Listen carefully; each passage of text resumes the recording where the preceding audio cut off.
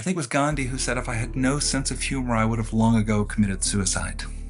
I think we need to laugh at this thing. I've struggled mightily with depression in my adult life, and it doesn't keep me from trying and doing things, but it's a weight you drag with you. You know, I feel like I know a lot of things about life cognitively, but I don't feel them or act on them. Like, I know the mechanics of throwing a football on a rope 30 yards, but I can't do it. There's a gorgeous line that ends her poem, The Summer Day, and the line is, "Tell me, what is it you plan to do with your one wild and precious life?" My voice in today's episode is powered by 11 Labs. Today's conversation is with John Kenney. John is a novelist, humor writer, poet, and longtime contributor to The New Yorker. He is the author of Love Poems for Married People, Truth in Advertising, and his latest novel, I See You've Called in Dead. John writes about the parts of adult life people usually joke about because they are too hard to say plainly: marriage, work, children, grief, anxiety, and middle age. In this conversation, we talk about why men become numb, why marriage is harder than people admit, why happiness may be the wrong goal, and why humor can sometimes keep a person alive. But underneath all of that is a bigger question.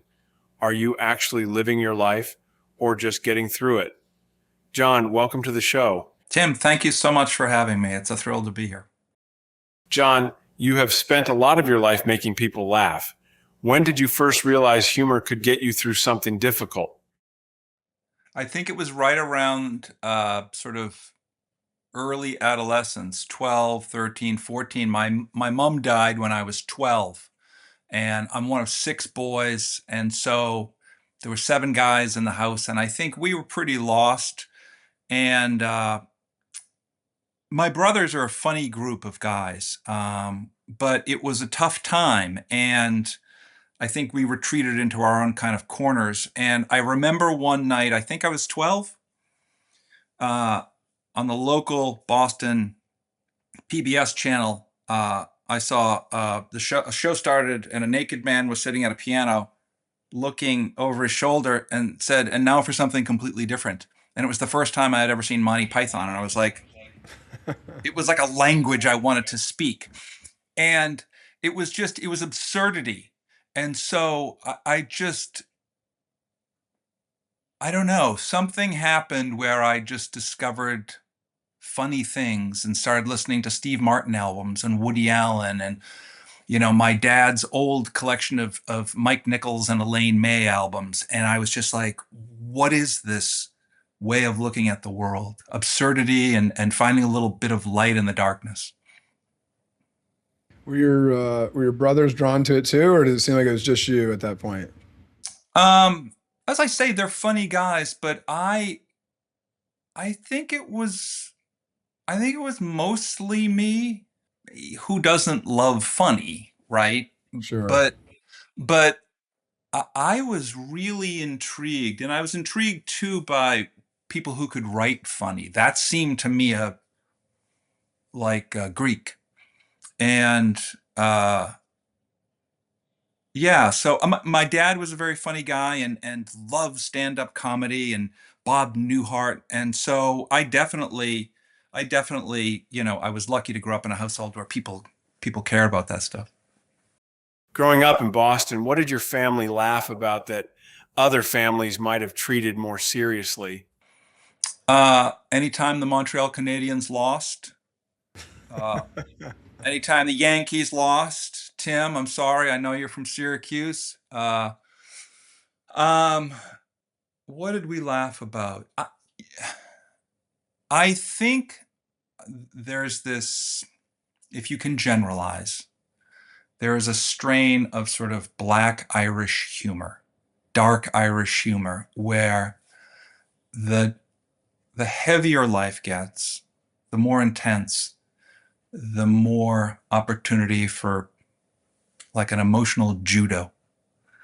And I don't know, I guess and I was a really, really terrible high school football player.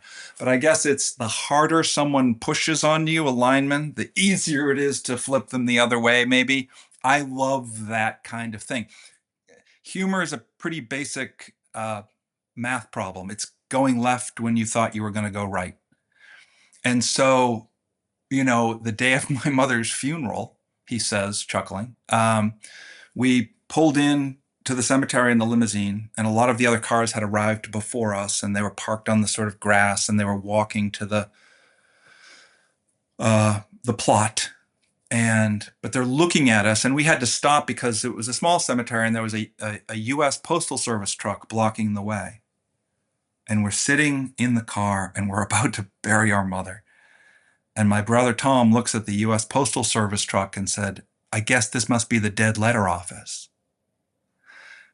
So we all start laughing, except as the limo goes by, people who are looking in at us, we're laughing. So it's like the camera's going like this, and we're like. So, look, there are profound and difficult things that we have to deal with that make us sob. I think there are moments in there where we can find a little lightness.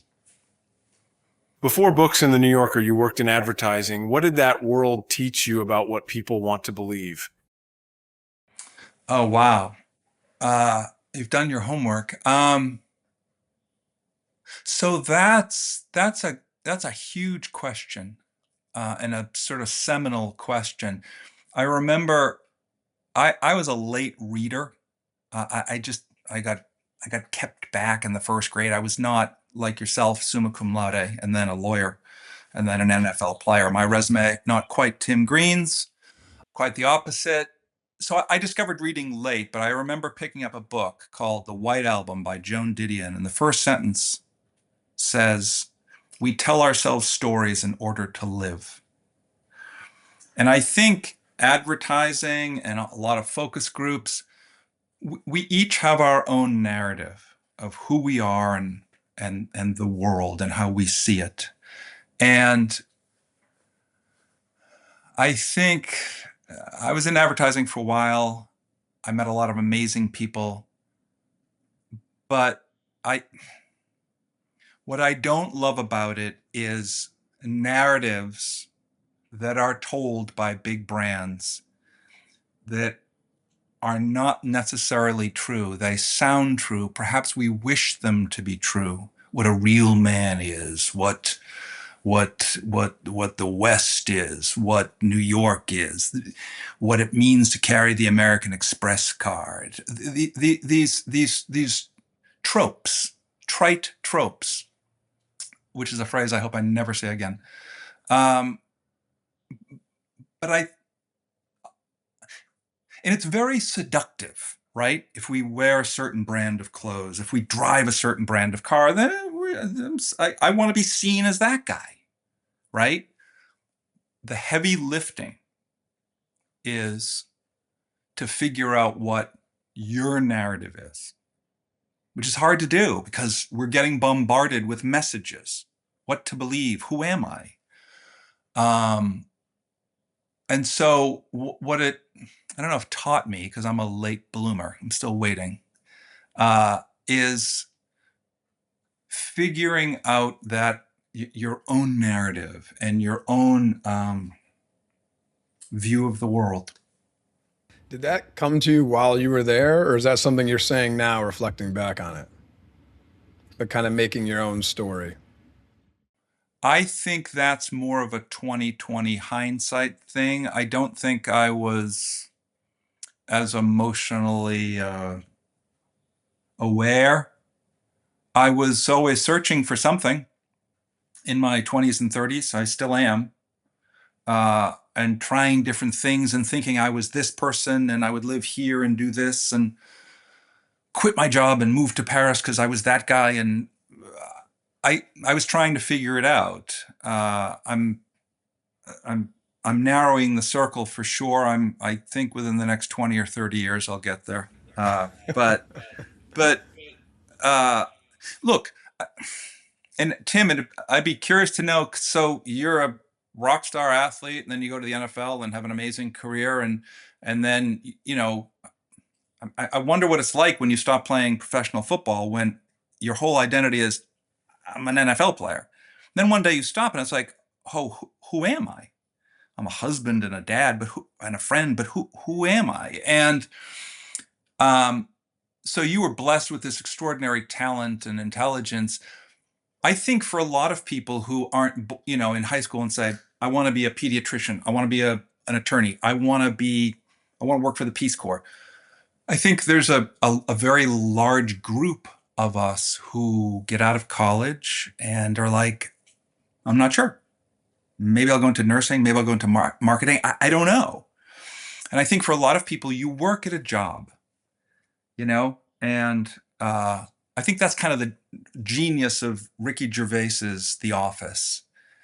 Your job is not your DNA. It's not your biography. It's not your right. I don't like an early question at a cocktail party. So what do you do? I'd rather you ask me when the last time I cried was, or what I'm afraid of, or what's my worst day as a parent. Like I want to. The only interesting thing for me in a novel is trying to delve into a character, right? And so, not layer them with what they look like or what they wear or what they do, but the deeper stuff. I think you're right. I think the majority of people don't know what they want to do, when they want to do it, and how they want it to go. But they do other things. They're a mom. They're a dad. They volunteer at a soup kitchen. They give blood regularly. They start a book club. They are other things that might not be easily recognizable. You know what I Yeah, mean? It's like, where do you do it? It's like I work at a shipping company. It's like, oh, it's like, well, but I'm also a Little League coach and I'm a this and I'm a that and I have to take care of my dad who's got, he's got Parkinson's, like whatever. yeah, We all have these gorgeous stories, but yeah, we don't listen a lot of times. yeah. I think too, people always assume everyone is the main character in their own story, right? So when you see somebody else, you just think like, all right, I'll never see that person again. But the reality is like exactly what you're saying. They've got 20, 30, 40, 50, however old they are, many years of living as their own main character, and they are the Little League coach. They do donate when they have spare Yeah. time. That question of narrative eventually becomes a question of work. When you were writing ads, was there a moment where you felt you were using the wrong part of your talent? I always had kind of a love-hate relationship with it, and I would never speak ill of the jobs I had. They were great jobs with really great people, and I made a nice living. And so I was very thankful. I was a guy who, was pretty lost and barely graduated from college. And so I was very thankful to have these really good jobs. But I always took writing very seriously. Like I'm a goofball, but the words really mattered to me. And so I loved ideas, but it was just, I didn't want to write a Maxwell House commercial. I didn't want to write a Citibank commercial. It was fun. It was, but after a while I was like, I want to see if I can take it to the next level. I want to see if I can play AAA ball. And I was doing okay and working at a big agency in New York, Ogilvy and Mather, and I quit. And I moved to Paris to write what would be, I think, the worst novel ever written, which was fortunately not published. And the reading public is thankful for that. But it taught me I could maybe do it.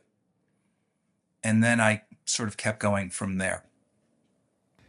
Do you think, like nowadays with social media bombarding you and telling you who you are and who you're not, who you should be, and that stuff, do you think that, I guess you were already, it's funny how the same themes and the same problems for every generation, like history just always repeats itself, right? Because Yes. what you're saying, I hear people saying in more my my peers, but I always associated that with, I always blamed social media on that, but it sounds like it's kind of always been there. It's just it's got a different, I guess, different things to blame, but the same kind of Yeah. questions still exist. Yeah. I mean, I think I have two answers. One is, I think we've always been the same, which is the great irony because we think we're all so different. But our experiences, I've gotten to fortunately travel a great deal for this book, and I spent a lot of time in, airport coffee shops and bars and hit, 2-hour flight delay and talking to strangers. And they may have real different looks and vibes and political views and hats with different politicians on it. But 20 minutes into the conversation, we're talking about the same stuff, the cost of our mortgage and our kids and how we're going to afford college and the same stuff. And it's gorgeous. We don't disagree on some stuff, but we experience a lot of the same things. So I think young people growing up today go through a lot of the same kinds of things: peer pressure, anxiety, self-loathing, depression, fitting in, feeling like an outsider, feeling like everyone else has the answers. Social media does add a Herculean layer of weight on that, which, your dad and I are roughly the same age. We were not bombarded with images every weekend of the party I didn't go to and the amazing place I didn't go to and the sort of your hot girlfriend. We didn't. So that layers it in profound ways, I think, and adds a lot more anxiety and a lot more depression. And so I think it's really hard to be a teenager today. Really hard. I have a 17-year-old daughter and a almost 14-year-old son. I started real late, and we talk about this stuff all the time. We talk about it all the time, but they're on social media a lot more than they're talking with me. Your first novel was about advertising. What made you finally turn that world into a story instead of just leaving it behind? Another really good question. It had been a pivotal part of my life, and initially, it's emotionally autobiographical, but not autobiographical, as many first novels are. It was a character who's trying to not flee advertising, but is no longer sort of in love with it. And the early drafts of it were very critical of advertising. And I thought, who wants to read that? Like, that's just a whiner. Why don't you either stay in the job and do your best or leave it? So I tried to remember when I got into it and loved it. And a job is mostly the people you work with. And one of the things I wanted to write about was these amazing people. I describe advertising sort of as the land of misfit toys in that Christmas movie, Rudolph. There are people who want to be artists and filmmakers and novelists and screenwriters. It's very hard to make the pros. And so what do you do with that talent of writing or filmmaking or art direction? And advertising is one of those few jobs. And they were wonderful people. So I thought maybe there was a story there. So when Truth in Advertising won the Thurber Prize, did success make writing feel easier, or did it create a new pressure? I think much more so the latter. Nothing ever makes, for me, writing very easy. I was stunned that I won it. I was sure I would not win it. I was thrilled. And now I'm financially independent for the rest of my life with the $5,000 I won. It definitely, for me, added a little pressure. The irony of writing, I think, is you kind of write for yourself. I think it's very dangerous to write for an audience. I think that's a recipe for disaster. I think you have to write and find a voice so individual and specific as to be universal. Because I think it's the smaller we go, the larger and more universal it becomes, right? It's bizarre to me that I can pick up a book and find a voice from a female Indian author, and I'm like, oh, I felt that. That resonates with me. That's the beauty of a book. That the best fiction isn't really fiction at all. You have written a lot about marriage, parenting, offices, and anxiety. What is it about ordinary adult life that people pretend is normal but is actually very strange? All of it. Um, it's so funny because we walk around sort of with these masks and we comb our hair and we go out and we go to Starbucks and we're fine. Everything's good. How are you? How was the job? How was the deal? Inside, we're just this collection of emotions, and we're not in the present, and we're thinking about the argument we just had or the thing we're going to go do. We only get one pass at it, right? Being a human. It's hard. If you're lucky, you have parents who can help you guide the way and friends who can support you. A lot of people don't have that. And so we're figuring it out. But this part of the story is we're supposed to have it figured out, right? And relationships are hard, and being a parent is a very difficult thing. And my kids are the greatest people I know, but I'm still like, am I doing this right? Should I be more disciplined? Should I be less? What? It's Life's a weird thing, and we take it so seriously, understandably. But as I think it was Gandhi who said, if I had no sense of humor, I would have long ago committed suicide. I think we need to laugh at this thing. When you write jokes about family life, how do you know when you are telling the truth and when you are hiding behind the joke? I think hopefully I'm always telling the truth because I think that's where the funny stuff comes from. Um, I don't want to. I don't want to hide behind a joke. Otherwise, I think it's a little disingenuous, and I want to dive into the weirdness and the strangeness of relationships and tell as much truth as possible, but in a lighthearted way. Right? I don't like humor that hurts.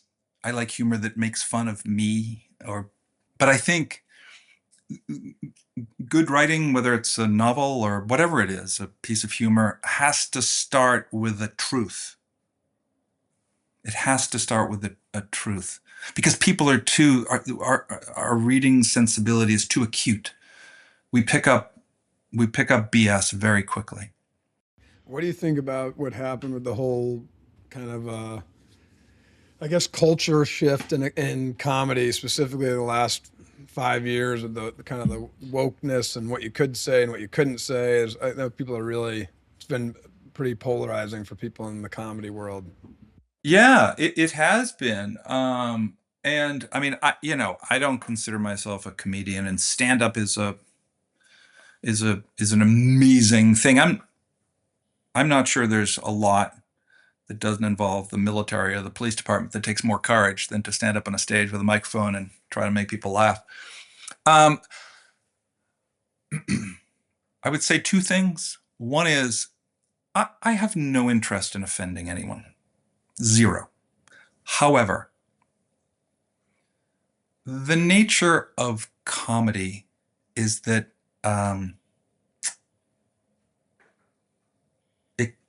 it can often be offensive, but it's in the service of laughing, which to my mind is the greatest thing.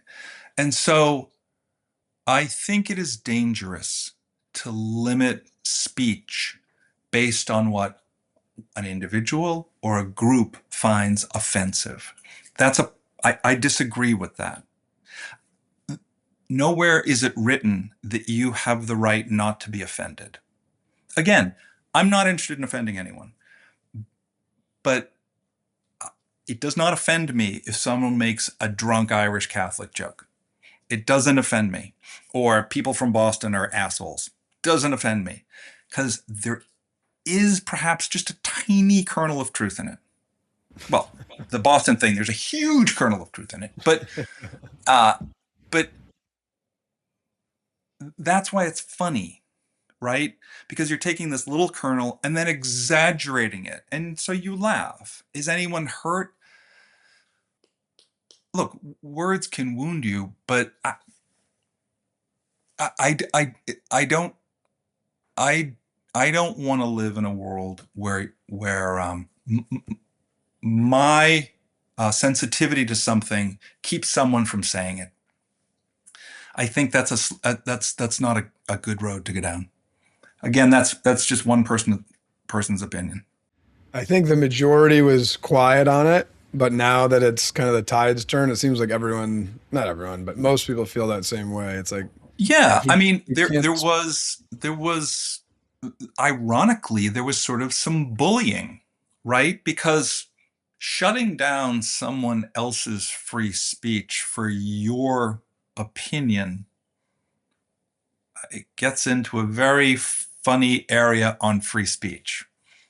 Who are the deciders for what is and is not okay to say? I don't know if you ever watched the Monk debates up in Toronto. It's fascinating. There's a superb one with Stephen Fry and Jordan Peterson. And Stephen Fry, a very liberal thinker, grew up Jewish and is gay, was arguing against political politically correct speech. And it's worth listening to because he's so remarkably eloquent.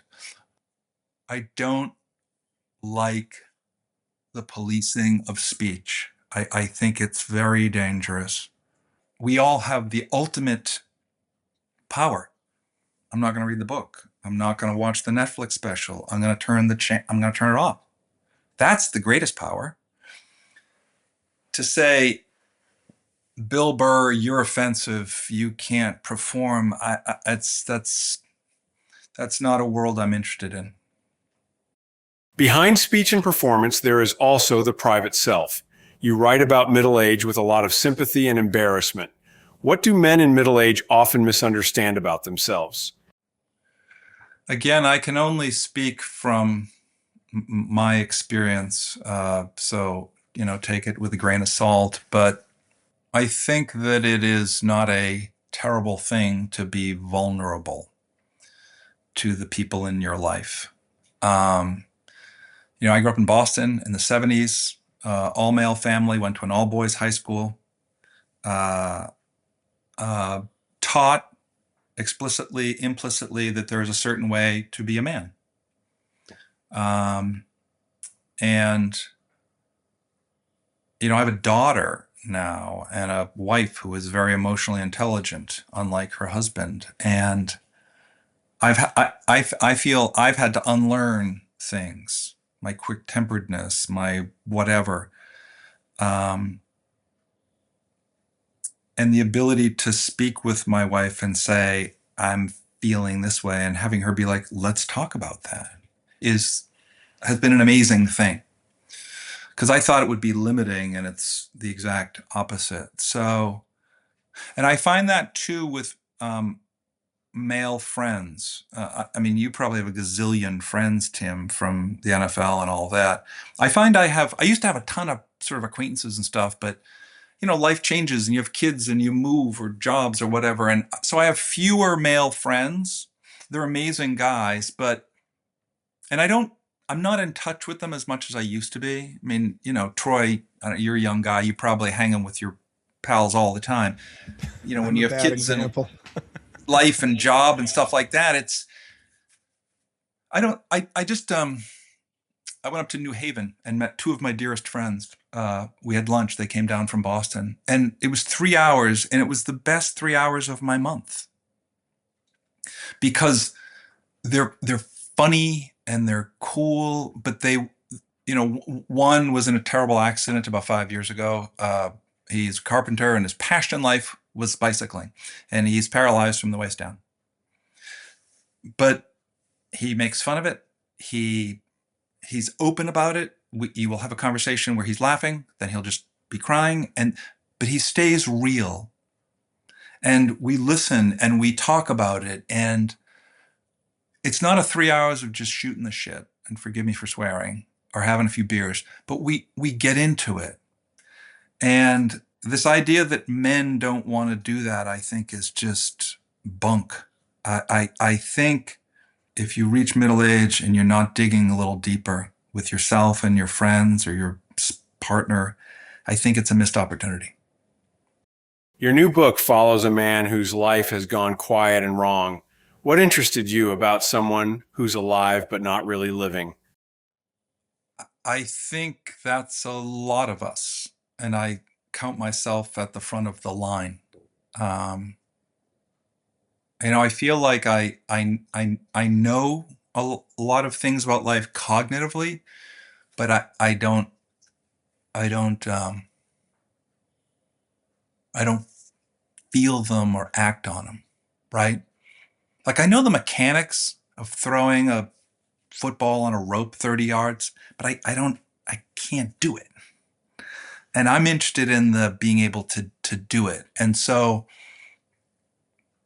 I have a small canvas of people I like to write about. I like people for whom life maybe didn't work out quite as they'd hoped, um, and who struggle a bit, and who present a face to the world, but on the inside maybe are a little different. And I think this character of Bud, and I see you've called in dead, he's 44 and perhaps wanted to be a more serious journalist and ended up in obituary writing, and he's lost his love for it a little bit, and along the way numbed himself a bit. And I think we can all sometimes get a little numb to life. There's a very oft quoted line that I love from the poet Mary Oliver, who died a few years ago. She lived for a long time in Provincetown, Massachusetts. Uh, and there's a gorgeous line that ends her poem, "The Summer Day." And the line is, "Tell me, what is it you plan to do with your one wild and precious life?" And I think at some point for all of us, for reflective people, you are going to reach a point where you wonder what it is you are doing with your life. I'm not talking about working at a hedge fund or things like that, but what are you going to do? What are people going to say at your memorial service? What's the lead in your obituary? Who were you? Not what did you do or who you were married to or the names of your kids or where you lived or where you went to school, but who were you? And I think that's a sobering thought, right? Will people will say something much richer about Tim Green than, well, he played in the NFL, or he was a college star, or he got his law degree. They'll say something richer than that. And that interests me, right? What is a well-lived life? What is a well-lived life? How do we each of us define it differently? And so that, I don't know, that's intriguing for me, in part because this is my most unautobiographical book. But it's like, my wife's a therapist, and she said a thing to me years ago that always stuck with me. She said, Freud said that we are everyone in our own dreams, which makes sense. But so I make up these characters. There's a 7-year-old boy in it, and there's a 70-year-old man, and there's a man in a wheelchair, and there's a woman who's going through some grief. They're not me, but they are. I'm writing them. I'm trying to empathize with them. And so, I don't know, like them, I'm trying to figure out all the same stuff. That question of a life well lived turns toward obituaries. The main character writes obituaries. What drew you to a man who can describe people's lives but cannot face his own? Tim, I don't like being interviewed by someone who's a better writer than I am. Stop asking really beautifully phrased questions. I have a lot of empathy for people who struggle. Uh, I, I've struggled mightily with depression in my adult life, and it doesn't keep me from trying and doing things, but it's a weight you drag with you. And I liked the idea of Bud being someone who he's he's so close to understanding life, but there's something about obituaries that have always interested me, is the short, easy answer. My parents would read the Boston Globe. It was the first thing they would go to in the morning. They called it the Irish Sports Pages. And to this day, I find them fascinating. Whole lives, like really well-written ones, 300, 400, 500 words. And they're amazing and funny and heartbreaking and beautiful. And you think that was someone's whole life. Again, it's not facts, it's nuggets, it's details, it's their service, it's their volunteering, they started a new branch of the company in Buffalo. It's nuance, right? That's everything. Nuance is everything. And so it's funny, it was a very small part of the original idea. And then I was like, wow, there's something kind of very interesting about that. So I made it the focus. In the book, he starts going to funerals for people he does not know. What do strangers' funerals show us that our own daily lives often hide? I think they grab us by the shirt collar and shake us a little bit. When you go to a friend's or a friend of a friend's or a neighbor maybe you didn't know that well's wake or funeral, I find them very sobering, right? And very, I grew up Catholic. I go to a lot of Catholic wakes. Often they're open casket. You greet the family. I never know what to say. It's awkward as heck. Do you validate parking? Like, I don't know what to say. And then you kneel and you're 2 feet from someone you saw 2 weeks ago. And there inevitably, I think, there's that fleeting thought, that will be me someday. And then you quickly get rid of that thought and head out, say hello, and head home to watch the Bears game. And sort of put it out of our head, right? I don't think we're taught, there's no Death 101, I don't think, in college. There's no how to speak about grief. There's no, I don't have a language for it. And so going to the wakes and funerals of strangers for Bud, he's brought by his best friend it's just a bit of a wake-up call, because I think it's the Tibetan Book of Dying, if I'm getting that name right, that says that death can teach you everything about life, right? There's this whole belief, it's a Latin saying, memento mori, remember that you die. And this idea that if you can remember that, which I push out of my head most days, perhaps you approach it a little differently, with a little more lightness, with a little more kindness, with a little more empathy. It's a big ask, but I think that's what Bud's trying to learn, is that this visit is brief, and wake up. Wake up. Have you ever been at a funeral and suddenly understood something about how you were living? I think the last funeral I was at was my brother's a year ago, February. And he was the second of my 5 brothers to die. And he was 73. There's a big age gap between oldest and youngest in my family, 14 years.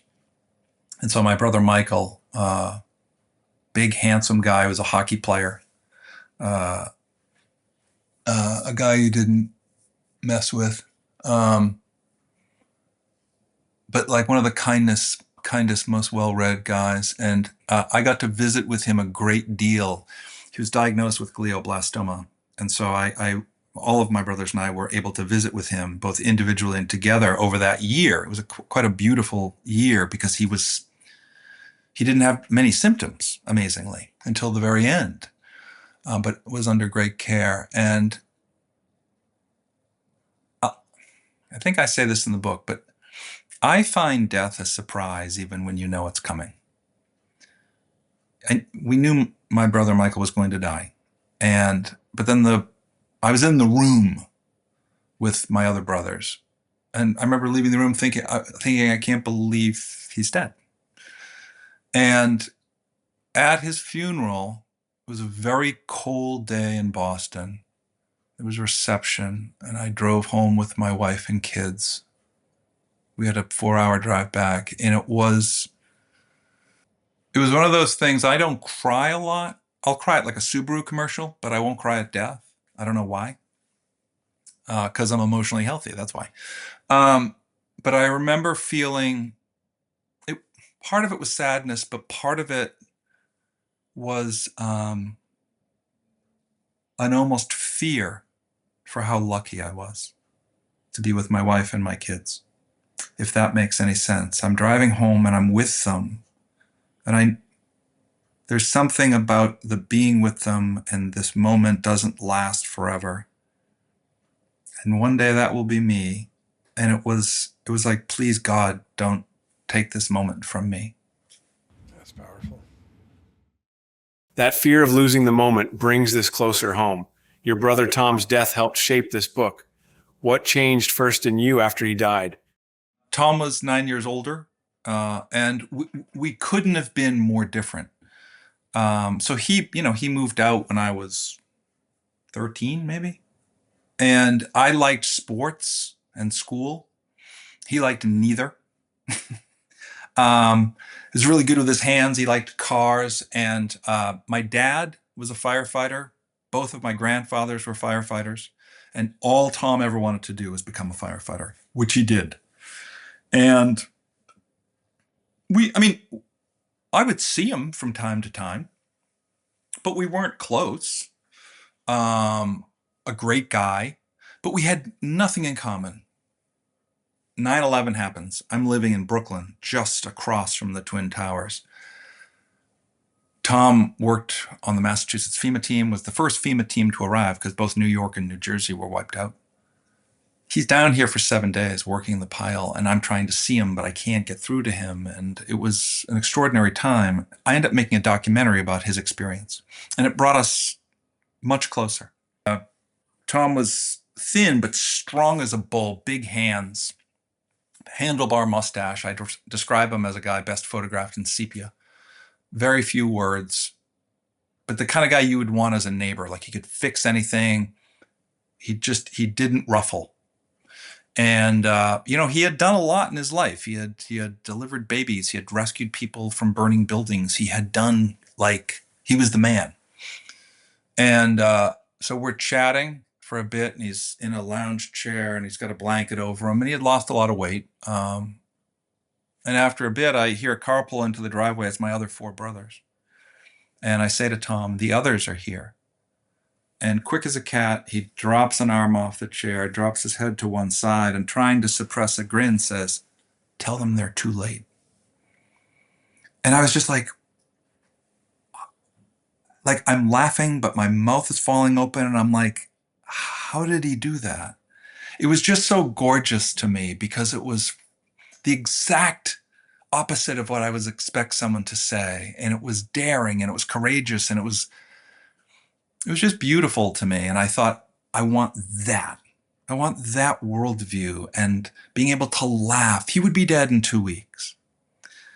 And one of the beautiful things, though, is he had lived the life he wanted. He was a firefighter, put his kids through college, never asked anyone for a dime. He had really lived the life he wanted. And when he closed his eyes for the final time, it was with a smile on his face. He had been a good man. He had lived the way he had wanted. He had drawn up his terms and lived to them. And that was quite something. But he was the impetus for the book, this idea that perhaps there could be a funny-ish book about death. Did grief make it harder to be funny, or did it make humor more necessary? I think it makes it more necessary. We all struggle from time to time, right? This idea of easy happiness, right? That's a lot of what advertising sells. That's a lot of what the culture sells, and I get that. But happiness is not a state. It's emotions are ebb and flow, and life gets busy. But grief, the loss of someone close to you, is a brutal thing. I don't mean for a second to make light of that, or there's always some magic funny in it. There's not. But I do think there is an opportunity in the deep darkness for a bit of light, in the deadly serious for the surprising or some humor. So I think I think it's essential. I mean, it's a long day if you can't laugh. It's a long day if you can't laugh. People often say your work makes them laugh and then suddenly hurts. Do you ever worry that the laughs let readers escape the harder truth? Wow, that's I don't worry about it. Maybe I should. I don't want the humor to get in the way. I don't want it to be an easy crutch. I think that would be disingenuous. The book is about someone who needs to wake up. And I hope there's funny moments along the way. But ultimately, it's about death and life, and finding the preciousness of it. So, I don't know. I read a lot of fiction, and one of my favorite writers is Virginia Woolf. There's not a lot of funny stuff in her, but sentence for sentence, I find it amazing. That said, more and more, I do look for people who are funny, right? For me, a book, like a film, it's like a cross-country car trip. We're going to talk about a lot of things, and we'll talk about serious stuff, but I hope there's some funny in there somewhere. Like I need that more and more. I like someone with a sense of humor about life. When I read, when I watch a movie, this conversation, we're talking about serious things. You've been through some profoundly serious things, but hopefully we can find lightness in it.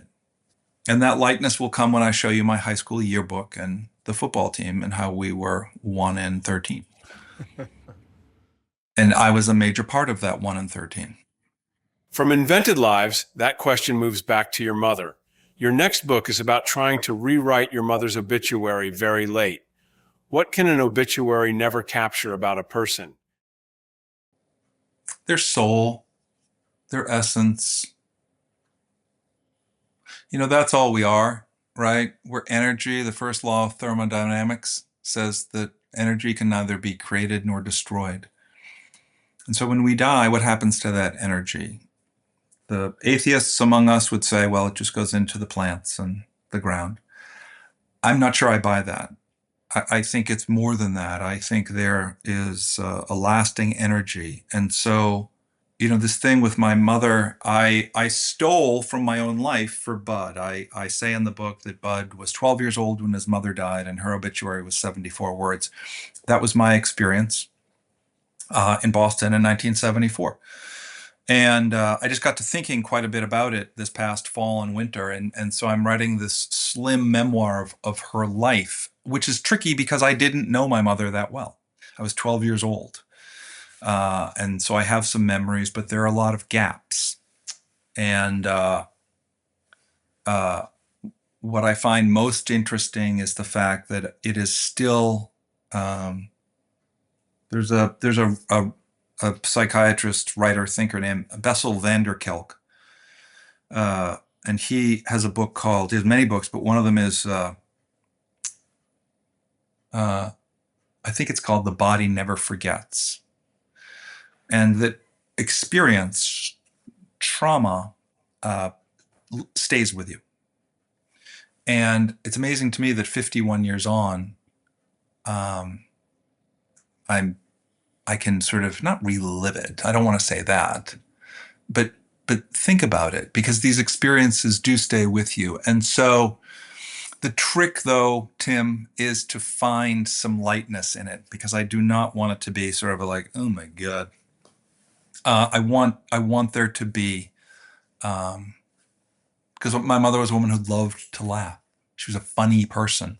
She was 5 feet tall. She had all these big sons, and you know, we lived in a 1,200 square foot house, and somehow she made my father's salary work. I don't know how, and did a million dishes and laundry. But I want to find the life in it, not just the, oh, she died and all of our lives were ruined. That wasn't the case. That wasn't the case. So, yeah, I should probably stop writing about death. Let's get a lighter topic. Yeah. I have found a lot of stability in my own life through faith in Jesus. And I'm always interested in how people think about this. When you face death, grief, or guilt, do you reach for faith, doubt, humor, or something else? All of the above. I, as I said, I was brought up Catholic. I've strayed from that, but we bring our kids to an Episcopal church up the road, with a lovely minister, and I love the physical place. I don't like extremes, and so the atheist camp is not interesting to me. Um, and there is a part of me that would love to have both feet fully in the, I'm sure of the afterlife camp. That's not where I live, but I very much believe in some kind of force or energy that is ineffable. And I use that word because I'm stumbling in how to describe that. The numinous. One can feel that as a parent. One can feel that. I'm looking out the window now it's a gorgeous day here in New York, and the trees. There are things I have felt in my life that I can't describe. And do I put the word God to it? I don't know what, but maybe I'm naive. I believe that people are good. I do. And I know there's a lot of horrible stuff that goes on in the world right now. And one day people will speak about me in the past tense. But I think there is something we don't understand that is bigger than us. And yeah, I don't know how to describe it more in a more eloquent way. But that's not to say when I, at 3 a.m. wide awake, I'm not afraid sometimes. I'm not afraid, that when the lights go out for me, will I share my mother's soul? Will I see my brothers, my dog who died last year? That death crushed me. I don't know. I hope so. I take solace in the beauty of the world, the relentless beauty of the world, and the way news today, the internet today, commoditizes awful, right? You can make money on awful. You can't make money on beauty. But underneath it all are people and stories, yourself included, of relentless beauty, whether it's in podcasts or books or film or Little League coaches. There is relentless beauty that gives me hope in humanity. That's my God, in a way, is humanity and goodness. That would be my answer. Before we close, I always ask our guests to brag about their family for a minute. John, please go ahead. Oh man, this is the question I've been waiting for. Um, well, in my family of four, I'm a distant fifth in the most interesting people. My wife is she's a therapist.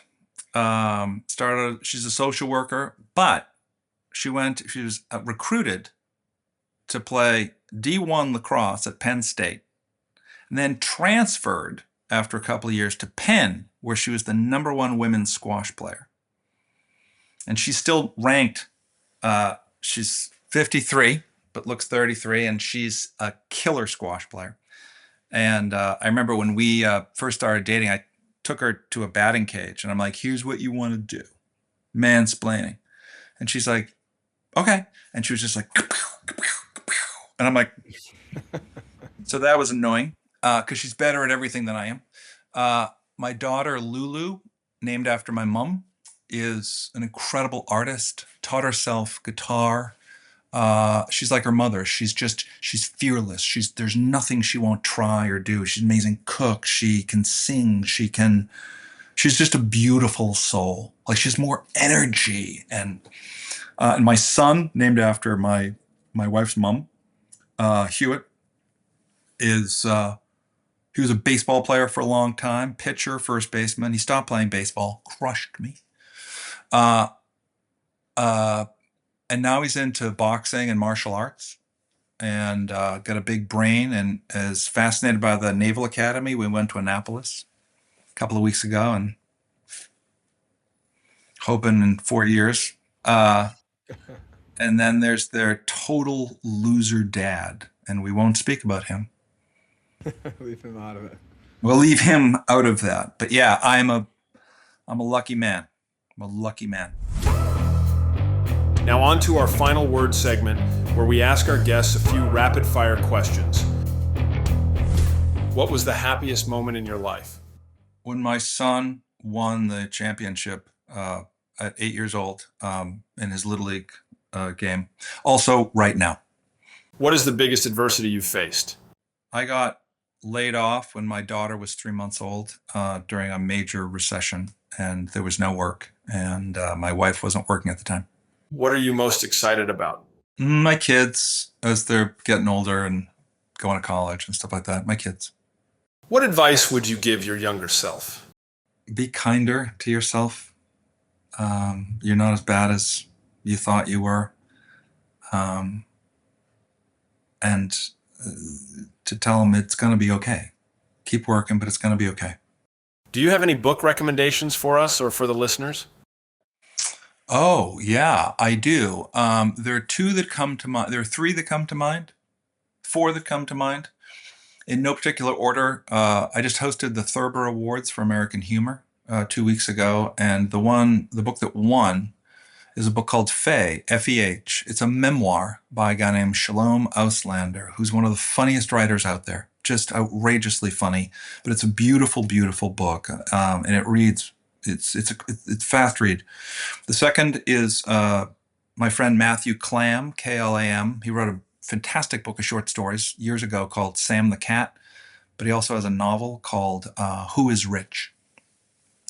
If you've not read Someone by Alice McDermott, one of the best novels I've ever read. And then I'm a huge J.D. Salinger fan, and I reread it somewhat frequently. Franny and Zoe. I just think it's a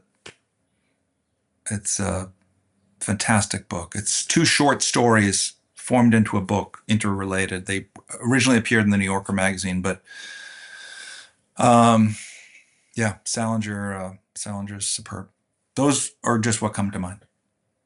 The name of our podcast is Nothing Left Unsaid. Do you have anything you want to say?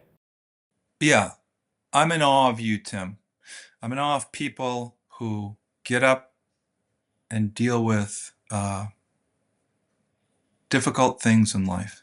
And it's just been a privilege for me to get to meet you and to be on this. And I love what you're doing. And so thank you, and keep doing it. So before we let you go, at the end of every episode, I always ask our guests now that you got to know us a little bit and a little bit about the show, who are some potential future guests that you'd recommend? Wow.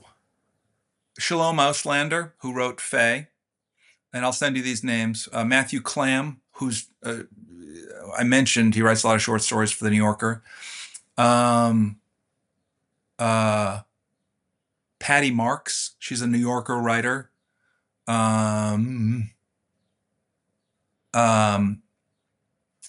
Patrick Radden Keefe, who's my friend and neighbor up the road.